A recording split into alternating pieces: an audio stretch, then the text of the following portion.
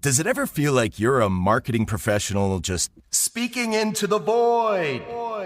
Well, with LinkedIn ads, you can know you're reaching the right decision makers. You can even target buyers by job title, industry, company, seniority, skills. Wait, did I say job title yet? Get started today and see how you can avoid the void and reach the right buyers with LinkedIn ads. We'll even give you a $100 credit on your next campaign. Get started at linkedin.com/results. Terms and conditions apply. Did you know 39% of teen drivers admit to texting while driving? Even scarier, those who text are more likely to speed and run red lights. Shockingly, 94% know it's dangerous but do it anyway. As a parent, you can't always be in the car, but you can stay connected to their safety with Greenlight Infinity's driving reports. Monitor their driving habits, see if they're using their phone, speeding, and more. These reports provide real data for meaningful conversations about safety. Plus, with weekly updates, you can track their progress over time. Help keep your teens safe. Sign up for Greenlight Infinity at greenlight.com/podcast. Hello and welcome, and thanks for joining me for this episode of Stray Thoughts. I'm Damian Robb, writer, podcaster, and educator, and on this podcast I try to cobble together some stray thoughts into messy but meaningful essays. It's a kind of audio blog, so much so that you can also read the episodes and see any associated images by going to damianrobb.com/stray thoughts. So let's do it. Let's share some stray thoughts. And for this one, I want to talk about giving gifts and a recent day out.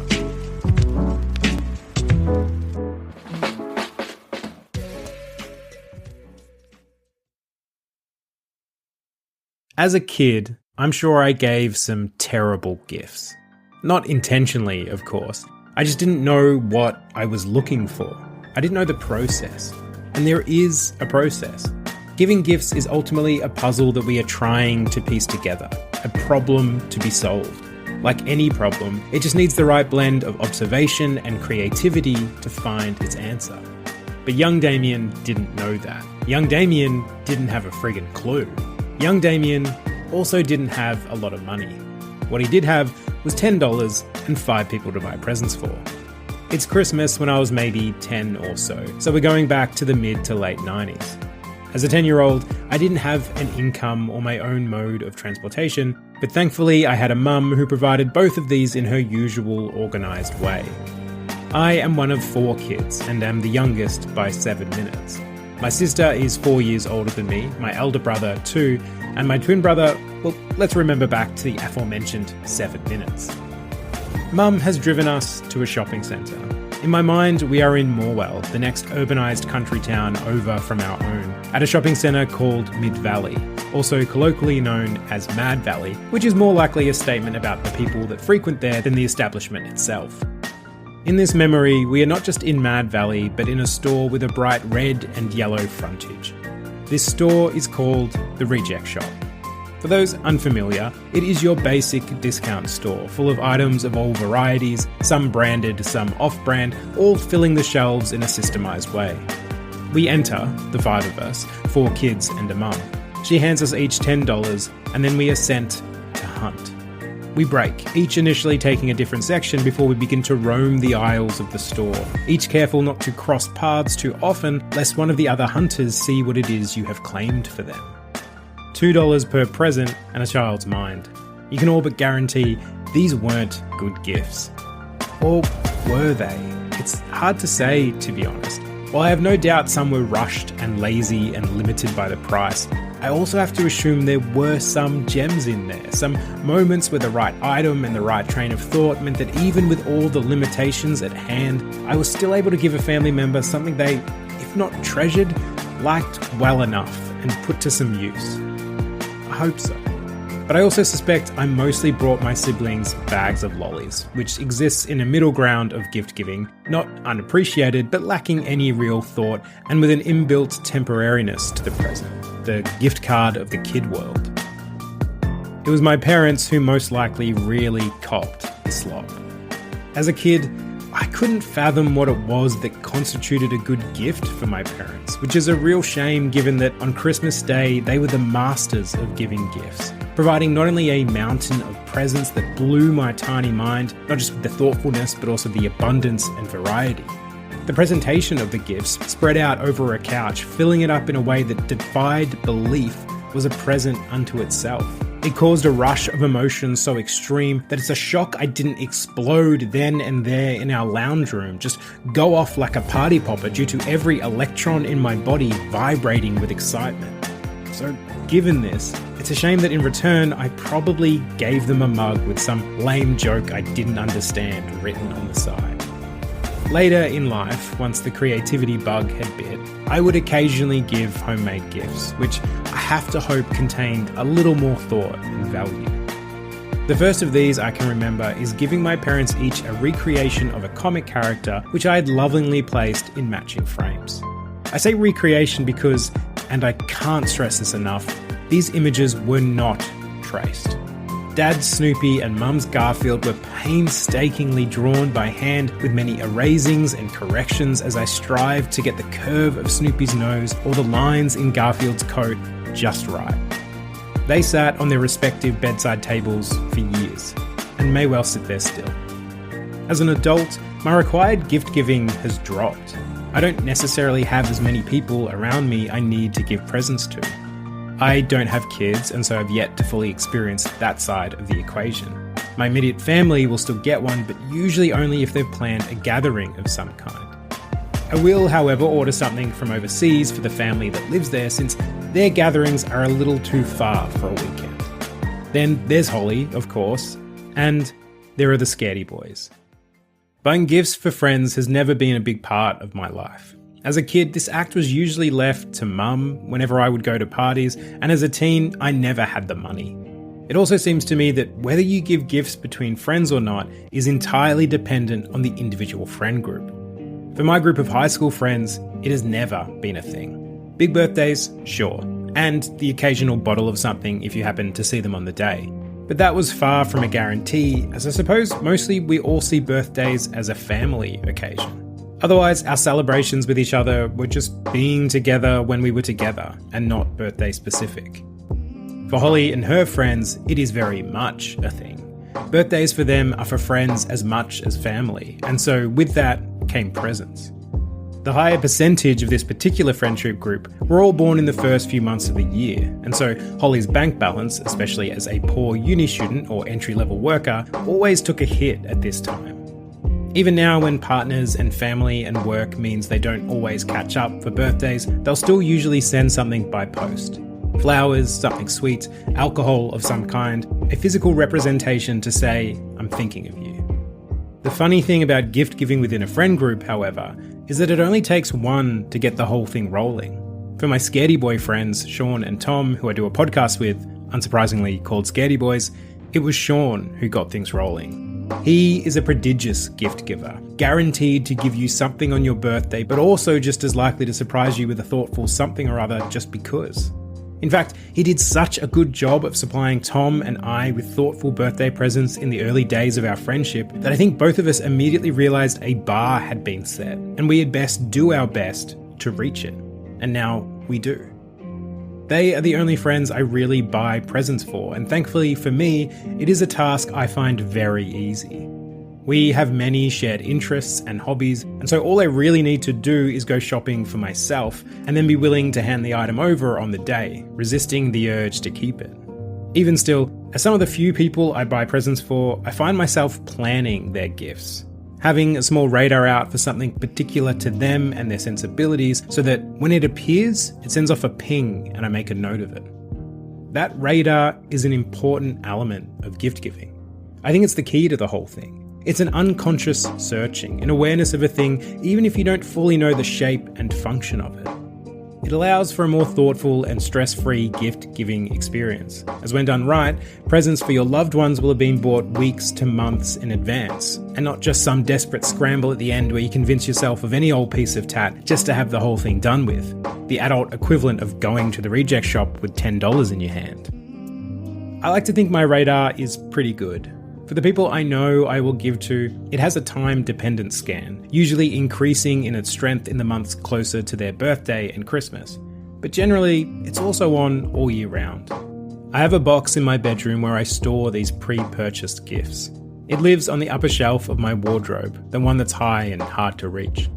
This box is not pretty. It is in fact a standard cardboard box, one branded in blue lettering to show what it originally contained before it became a makeshift present box: Marlboro cigarettes. I don't know where it came from, as I am not a smoker and definitely not enough to order them in bulk, but clearly it was close at hand when I needed it. It has been serving me well now for decades. Buying presents can be stressful, which is such a strange and unique kind of stress, one that I believe comes from a mixture of both laziness and love. This is because it is most stressful when we have left it to the last minute and can feel the pressure of time on our backs, while still also wanting to find something worthy of the person we love. Or worse, loving someone deeply while still also having no idea what to buy them. How is it that we can hold someone dear enough in our hearts that we want to celebrate them in their continued existence, but still have it that their interests and tastes are a mystery to us? The reality is that gift giving takes time and thought. Do enough of both and you'll solve the puzzle. You'll find the unknown thing you're looking for. This year, I have a lot of time on my hands and basically spend all that time thinking. Now granted, most of that is meant to be poured into my creative projects, but I also wanted to set some of it aside so that I could plan something nice for Holly's birthday. Not the actual gifts, mind. My radar had already been doing its work for the last little while, and my cigarette box was filled with an assortment of presents to give her. I'm talking here of some activities for the day itself. An additional present that doesn't come in the form of a physical object, but instead takes the shape of time spent together doing something unique that will elicit excitement and enjoyment from the one you are celebrating. However, Holly and I have been together now for an astounding 15 years, and so finding something unique to do together can be a challenge. It was a challenge I was ready to take on. As with most creative challenges, the first thing I had to do was get the bad or obvious ideas out of the way first. I considered and discarded our usual funtivities, as it needed to feel greater than the standard kind of thing would do on a given weekend. I likewise ditched any ideas that were too great. Money is tight, as was time, and she had other birthday catch-ups across the weekend, and so there would be no weekend away, no whisking her off to someplace new. It had to happen in our usual neck of the woods, across a single day, something fresh but familiar. I considered what her interests were. Books and food are always a comfort. We both enjoy a craft beer or playing games together. And she loves travel, which is ultimately the act of exploring a space. So, if the day could include all of those, I'd be doing just fine. Let's start with the food. Brunch is an easy option thanks to Melbourne's rich cafe culture. Beer, likewise so. Choose the right suburb and you'll have no end to a selection of wonderful pubs. What about books? We could just sit and read somewhere nice, but that didn't feel festive enough. I could take her to a bookshop and let her choose a book for me to buy her, but again, it didn't have the pop I was looking for.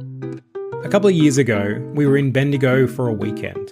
At one point, we found ourselves needing to kill some time, and not being overly familiar with the city, we almost wished we could do a walking tour of it like we would when visiting any major European city.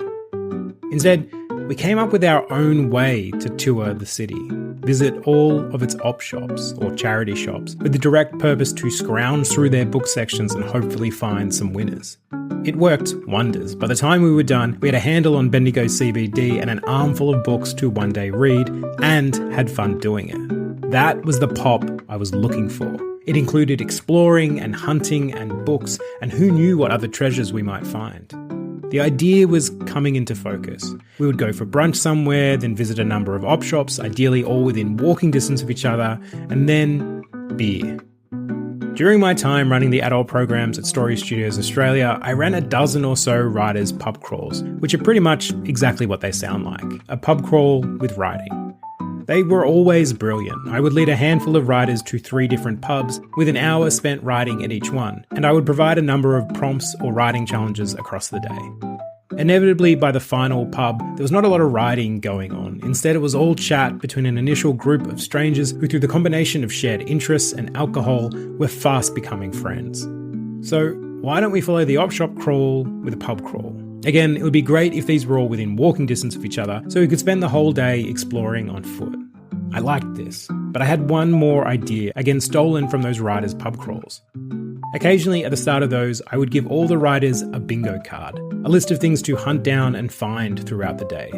Things like a very unlikely assassin, or an insect with a big personality, or ham. Things that felt specific, but in reality were actually broad, as long as a writer added a splash of imagination and justified how it was they had seen that thing. If they did that, well then the baby drooling over its chew toy just became an unlikely assassin. Raise the rudders! Raise the sails! Raise the sails! Captain, an unidentified ship is approaching. Over. Roger. Wait, is that an Enterprise sales solution? Reach sales professionals, not professional sailors. With LinkedIn ads, you can target the right people by industry, job title, and more. We'll even give you a $100 credit on your next campaign. Get started today at linkedin.com/results. Terms and conditions apply.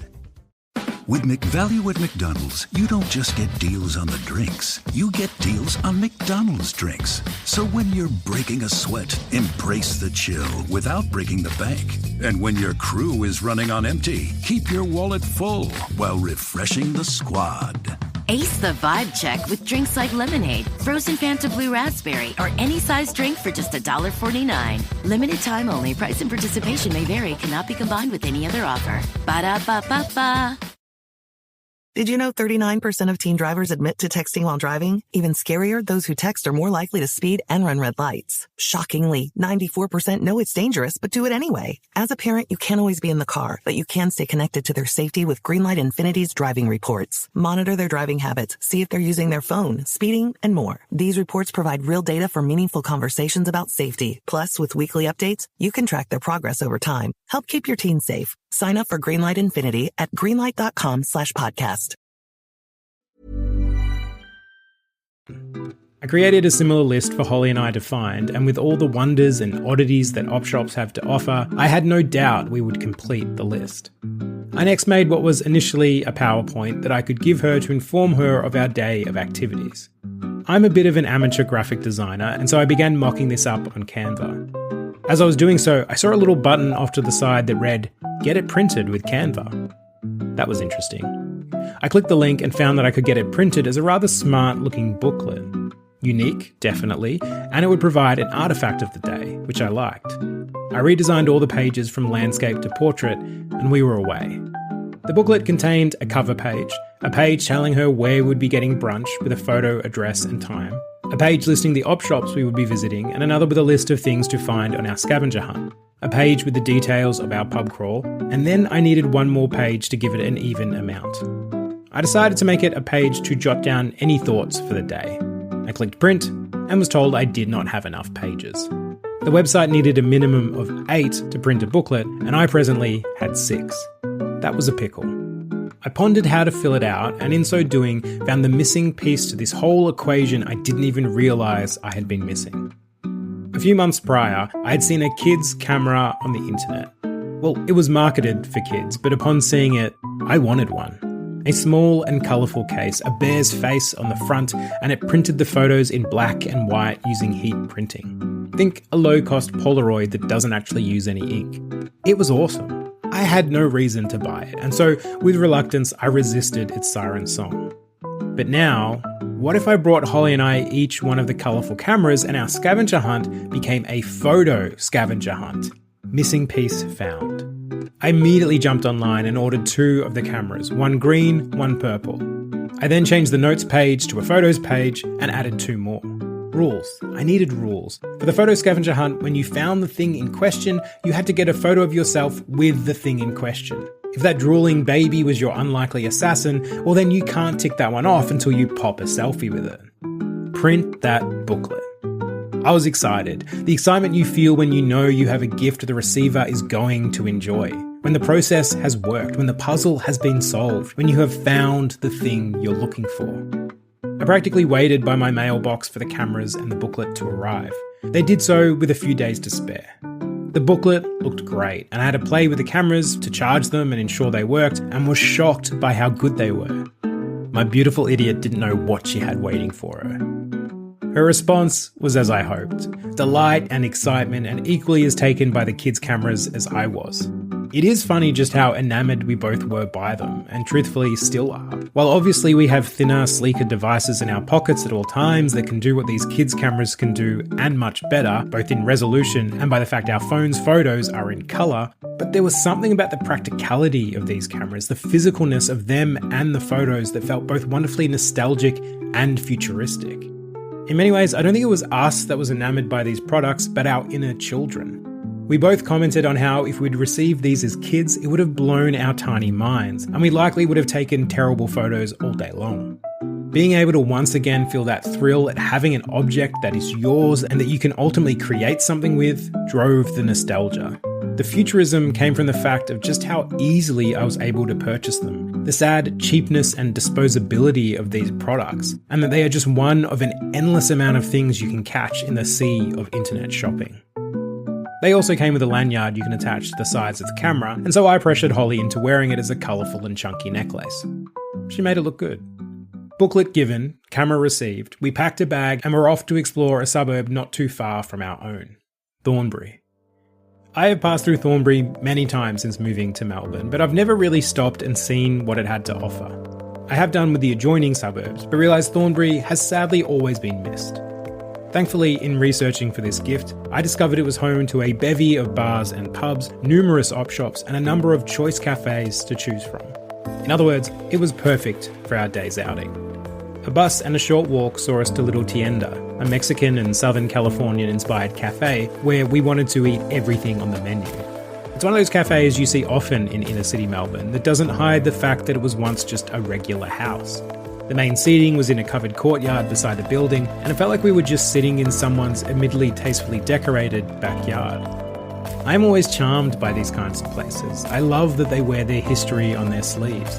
And what better way to show a customer hospitality than to give the illusion that you have just welcomed them into your home. The food was exactly as good as we were hoping it would be, a blend of Mexico with Melbourne's cafe culture, and the coffee rich and dark and strong. We were already on the hunt for photos. While waiting for our food, we looked around hoping to find something that could fit one of the options on our checklist. Admittedly, we were unsuccessful here. Perhaps the coffee hadn't kicked in enough for us to creatively describe something as a terrible motivational quote or something that has a face but shouldn't. But that was alright. It was still early days and no doubt the op shops would be filled with likely options. We finished up, hopped another bus and headed toward High Street. There is a vibe to High Street. It runs through the centre of Thornbury and is filled with cafes, bars and restaurants as well as shopping.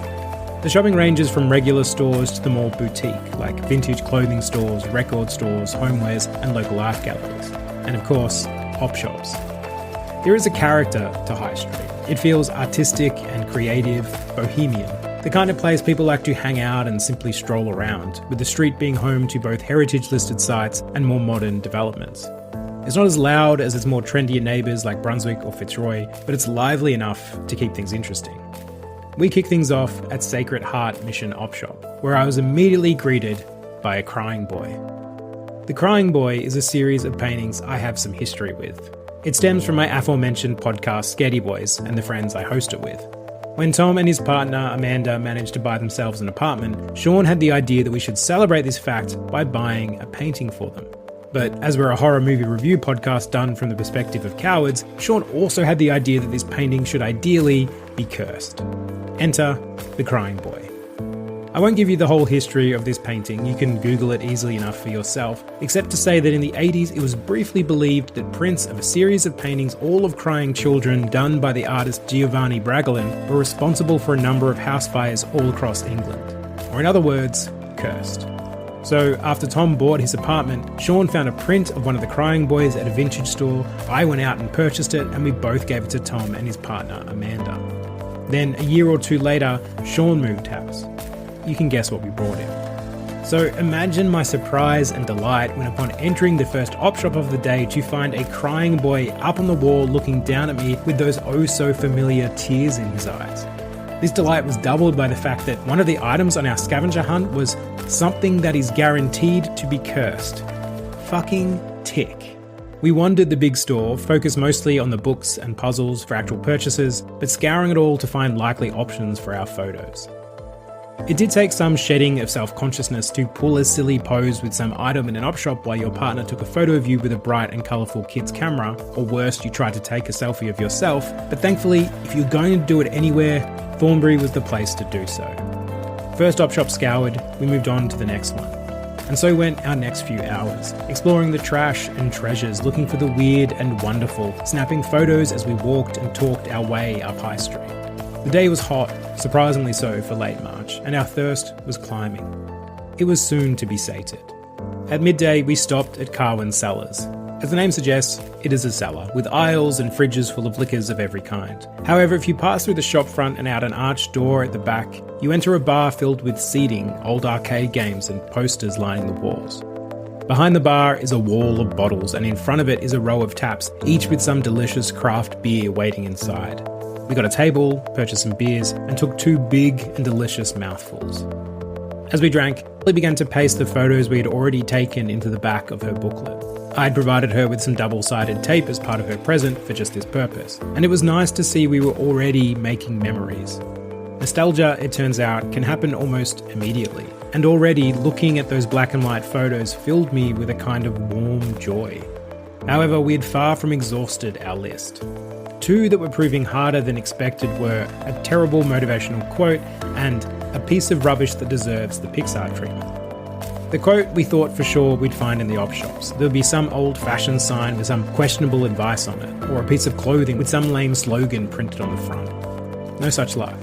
As for the rubbish, either we weren't looking hard enough, or Thornbury was proving cleaner than expected. We finished our drink and went looking for another one, as we were officially in the pub crawl part of the day.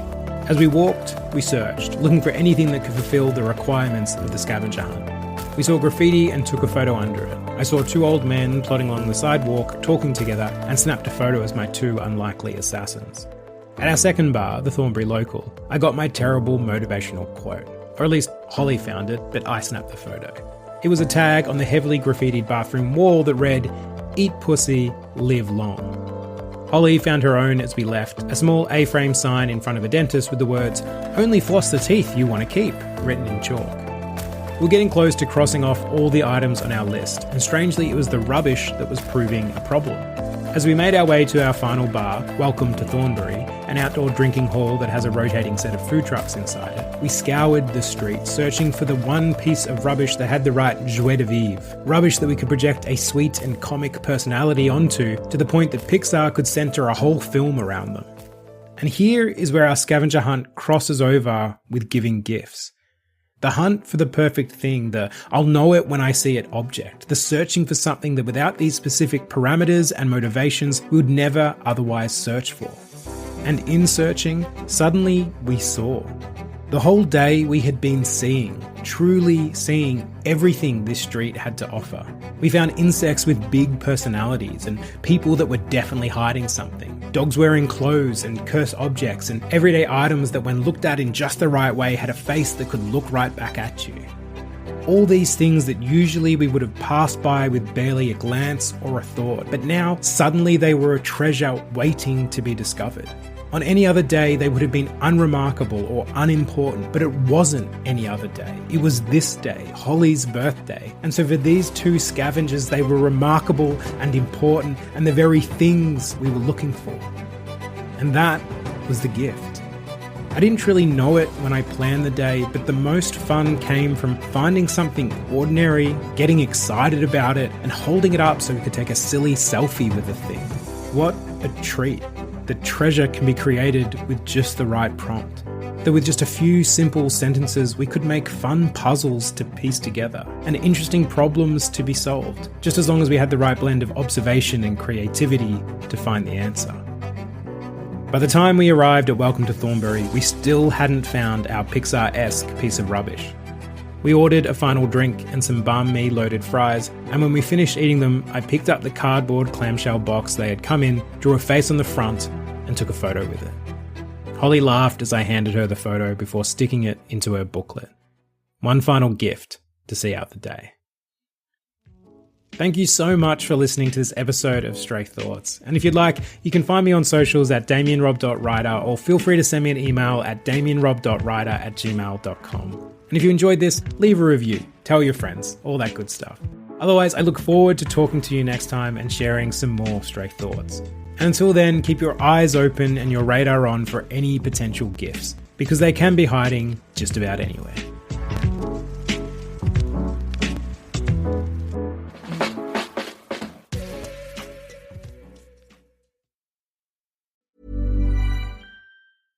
High Five Casino is the top social casino that's free to play. Sign up today to receive a free welcome bonus and exclusive first purchase offers. Choose the Lucky Deal package for $9.99 and claim up to 550 game coins, 33 sweeps coins, 1 sweep coin daily bonus for 4 days, and 350 diamonds. Your high five moment awaits at highfivecasino.com. No purchase necessary. Void where prohibited by law. Must be 21 years or older. Terms and conditions apply. Did you know that parents rank financial literacy as the #1 most difficult life skill to teach? Meet Greenlight, the debit card and money app for families. With Greenlight, you can set up chores, automate allowance, and keep an eye on your kids' spending with real-time notifications. Kids learn to earn, save, and spend wisely, and parents can rest easy knowing their kids are learning about money with guardrails in place. Sign up for Greenlight today at greenlight.com/podcast. In honor of Military Appreciation Month, Verizon thought of a lot of different ways we could show our appreciation, like rolling out the red carpet, giving you your own personal marching band, or throwing a bumping shindig. At Verizon, we're doing all that in the form of special military offers. That's why, this month only, we're giving military and veteran families a $200 Verizon gift card and a phone on us, with a select trade-in and a new line on select unlimited plans. Think of it as our way of flying a squadron of jets overhead while launching fireworks. Now that's what we call a celebration, because we're proud to serve you. Visit your local Verizon store to learn more. $200 Verizon gift card requires smartphone purchase $799.99 or more with new line on eligible plan. Gift card sent within 8 weeks after receipt of claim. Phone offer requires $799.99 purchase with new smartphone line on Unlimited Ultimate or Postpaid Unlimited Plus. Minimum plan $80 a month with autopay plus taxes and fees for 36 months. Less $800 trade-in or promo credit applied over 36 months. 0% APR. Trade-in must be from Apple, Google, or Samsung. Trade-in and additional terms apply. This podcast is brought to you by Aura. By the time you hear about a data breach, your information has already been exposed for months. On average, companies take 277 days to report a breach. That's 9 months where hackers have access to your personal data. That's why we're thrilled to partner with Aura. Aura is an all-in-one digital safety solution that monitors the dark web for your phone number, email, and social security number, sending real-time alerts if your info is found. It also includes a VPN, password manager, and data broker removal to help keep you safe. For a limited time, Aura is offering a 14-day free trial plus a dark web scan to check if your personal information has been leaked, all for free at aura.com/safety. That's aura.com/safety to sign up and protect your loved ones. That's AURA.com/safety. Terms apply. Check the site for details.